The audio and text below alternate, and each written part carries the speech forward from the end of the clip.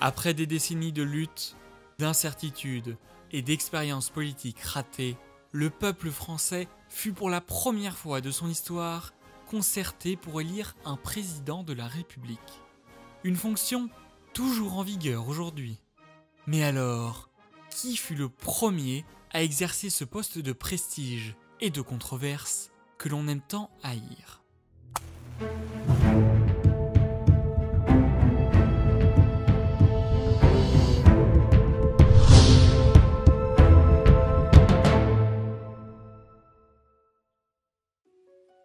Suite à l'avènement de Clovis 481, le royaume de France a très longtemps été une monarchie. Cette monarchie prit des formes multiples et a surtout mis beaucoup de temps pour asseoir son autorité sur le territoire que nous reconnaissons aujourd'hui comme la France. Mais ce fut au moment où cette autorité atteint son zénith que débute l'un des plus grands basculements de l'histoire du pays, la Révolution française. Affamé, épuisé, le peuple se retourne contre son roi et embrase le pays de sa colère. Les révolutionnaires confrontent l'autorité absolue et parviennent à la renverser. Toutefois, un problème se pose. Comment ramener l'ordre ? Cette question occupe les esprits des grands leaders de la Révolution. Danton, Marat, Robespierre et les autres s'interrogent sur le futur de leur pays. Mais ils tâtonnent, essayent, échouent, et leur régime politique s'enchaîne. Monarchie constitutionnelle, convention nationale, directoire, consulat, les formules n'accrochent pas. Et chacune finit inéluctablement par s'effondrer à peine est-elle mise en place. La France est alors en pleine recherche d'elle-même. Mais ces années d'expérimentation aboutiront sur une idée ressurgie de l'Antiquité, la République. Cependant, aucun président n'est élu durant cette première République, car les révolutionnaires ne voulaient pas remplacer un roi par un nouveau chef unique, quel que soit son titre. La France est donc dirigée par des assemblées réunissant les voix du peuple. Elles sont cependant renversées lors du coup d'État du 18 Brumaire. Orchestrée par Napoléon, cette prise du pouvoir respecte dans un premier temps le régime républicain, avant de l'éclipser totalement avec l'avènement de l'Empire. Napoléon dirige seul le pays et incarne à nouveau les pleins pouvoirs d'une autorité absolue. Son règne fera trembler l'Europe. Une crainte qui le mènera à sa chute. Cependant, la fin de l'Empire ne rime pas avec République et permet au contraire un retour de la royauté. Louis XVIII monte sur le trône et instaure un nouveau régime monarchique. Charles X et Louis-Philippe lui succèdent, mais ils sont tous les deux destitués par deux révolutions, respectivement celle de 1830 et 1848, mettant fin à la royauté.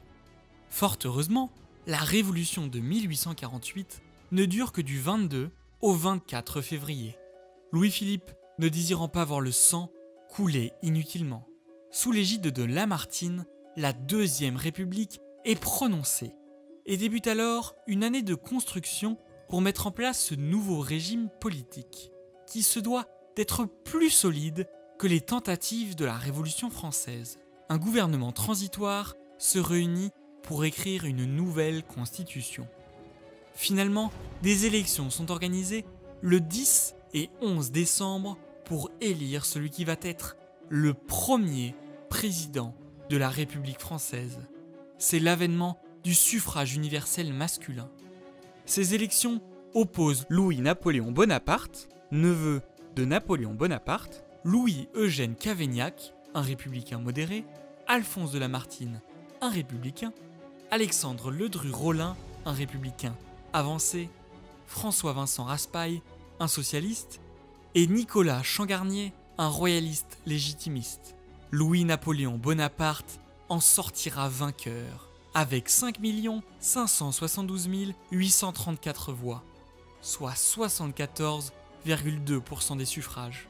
Cependant, la Deuxième République sera l'un des régimes les plus courts de l'histoire de France, ce qui n'empêche toutefois pas la République d'avoir bien pris racine dans le paysage politique français. La preuve en est que le coup d'État de Louis-Napoléon Bonaparte s'apparentera à une parenthèse avant la Troisième République. Le nouvel empereur, usant même du suffrage universel pour légitimer son règne, bien que le vote ait lieu dans une atmosphère de répression ne faisant pas bon voter contre le pouvoir. Les actes de Louis-Napoléon Bonaparte, qui préféra à la fonction de président le prestige du titre d'empereur, nous démontrent la difficulté de mettre en place un nouveau régime dans une nation. Rien ne se fit naturellement, et il fallut faire preuve de patience avant que l'idée d'avoir à notre tête un président ne soit bien acceptée par tous. Merci à tous d'avoir suivi notre vidéo. Les sources sont dans la description pour ceux qui veulent approfondir le sujet. N'oubliez pas de mettre un pouce bleu et de vous abonner si la vidéo vous a plu. À bientôt!